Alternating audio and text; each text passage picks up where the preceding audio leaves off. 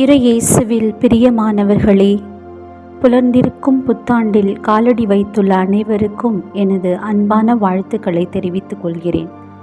இன்றைய நற்செய்தி வாசகமானது இயேசு கலிலேயாவில் தமது பணியை முதலில் தொடங்கியதை எடுத்து கூறுகிறது.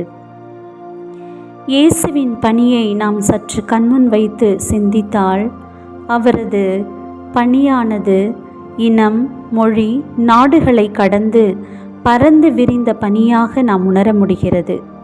தன்னலம் துறந்து எதையும் எதிர்பார்க்காத பிறருக்கு வாழ்வளிக்கும் பணியாக அவரது வாழ்வும் பணியும் அமைந்தது.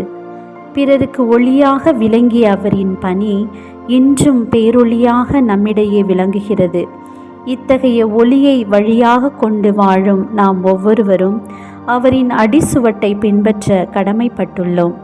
என் நாடு, என் இனம், என் மக்கள் என்று பல்வேறு கோட்பாடுகளை கொண்டு பணிபுரியும் மனிதர்களின் மத்தியில் நாம் ஒவ்வொருவரும் என்ன செய்து கொண்டிருக்கிறோம், என்ன செய்ய போகிறோம் என்று சற்று சுய ஆய்வு செய்ய அழைக்கப்படுகிறோம்.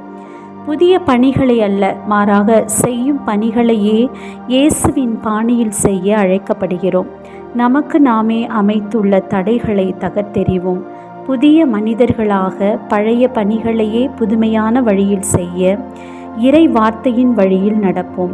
நற்செய்தியின் மதிப்பீடுகளை நம் ஒவ்வொரு அசைவிலும் செயல்படுத்த அயராது உழைப்போம். அத்தகைய நமது பணியே இயேசுவின் பணியை நிறைவு செய்யும்.